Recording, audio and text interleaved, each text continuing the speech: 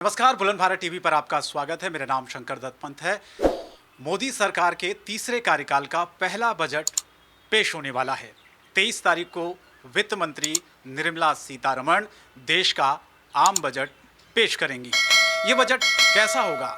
इस बजट से जनता क्या चाहती है, कितनी उनको उम्मीदें हैं? ख़ासतौर पर महिलाएं जो बजट से बहुत सारी उम्मीदें लेकर बैठी हुई हैं, वो इस बजट से क्या चाहती हैं, किस तरह का बजट उनके हिसाब से हो। मैं यहाँ पर एक अपार्टमेंट में आया हूँ। कुछ महिलाओं से मैं यहाँ पर बातचीत करूँगा कि आखिर जो बजट पेश होने वाला है उस बजट से उनको कितनी उम्मीदें हैं। हमारे घर का बजट बिल्कुल ठीक नहीं चल रहा है, बहुत डगमगाया हुआ है। हम लोगों को, महिलाओं को खासकर, हमेशा जब भी बजट आता है तो ये उम्मीद होता है कि जो हमारी मंत्री है तो वो खुद एक महिला है, उनको खुद मतलब कि पता होना चाहिए कि महिलाओं को कितनी पीड़ा होती है। एक महिला को बच्चे संभालने के साथ साथ, परिवार संभालने के साथ साथ जो अपना घर संभालना पड़ता है, और जब वही बजट डगमगा जाता है तो उसमें बहुत दिक्कत परेशानी आती है। जैसे कि मान रसोई गैस है तो वो दिन ब दिन उसके रेट बढ़ते जा रहे हैं। हर चीज़ की महंगाई है, आसमान छू रहे हैं। यहाँ तक कि इतना ज़्यादा प्रॉब्लम हो जाती है कि अगर ज़रा से भी बारिश आ गई तो एकदम पता चलता है कि जो सब्जियां हैं उनके रेट बढ़ गए, फ्रूट्स हैं तो फ्रूट्स के रेट बढ़ गए। अगर हम अपने भारत को आगे बढ़ाना है तो एजुकेशन एंड हेल्थ पे बहुत जोर देना होगा हमें। बजट तो आ रहा है, सुनने में तो आया है कि बजट आ रहा है, और बजट से हर एक को उम्मीद तो होती है, लेकिन देखा जाए तो कुछ विशेष उम्मीद तो लग नहीं रही है ना। बस चाहते यही हैं कि डेवलपमेंट पे भी आदमी ध्यान दे, हर एक चीज़ में ध्यान दे, लेकिन जो आम आदमी है उसके लिए भी कुछ सोचा जाए।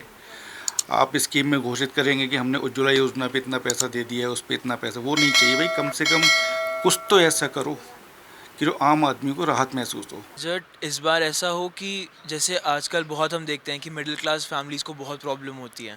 हम लोग अपने ही घर में हम देख पाते हैं इन चीज़ों को कि जब बजट आता है तो बहुत चीज़ें जिस तरीके से चल रही थी घर में, फिर उस हिसाब से बहुत बदलाव आ जाता है कि अब थोड़ा यहाँ पे ये खर्चा कम कर लेंगे, या फिर थोड़ा सा यहाँ पे अब ये देख लेंगे कि एक तरह से आदमी को पूरा प्लानिंग करके चलनी पड़ती है। तो हाँ, ये है कि बजट जो थोड़ा मिडिल क्लास फैमिली के लिए इको फ्रेंडली रहे।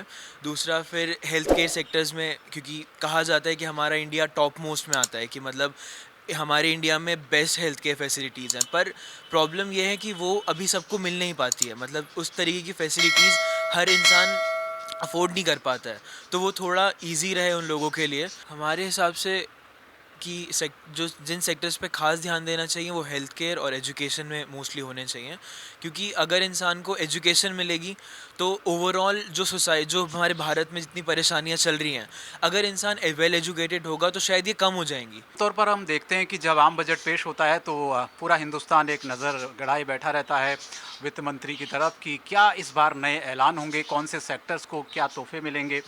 लेकिन जब बजट पेश होता है कई लोग खुश होते हैं, कई लोगों को निराशा हाथ लगती है। लेकिन इस बार जो 23 तारीख को आम बजट पेश होने वाला है, मोदी सरकार के तीसरे कार्यकाल का पहला बजट, उससे कितनी उम्मीद है जनता को, है जनता क्या सोचती है, यही राय हम लगातार आप तक पहुंचा रहे हैं बुलंद भारत टीवी के जरिए। फिलहाल मुझे मेरे कमरे पर से दीजिए इजाज़त। नमस्कार।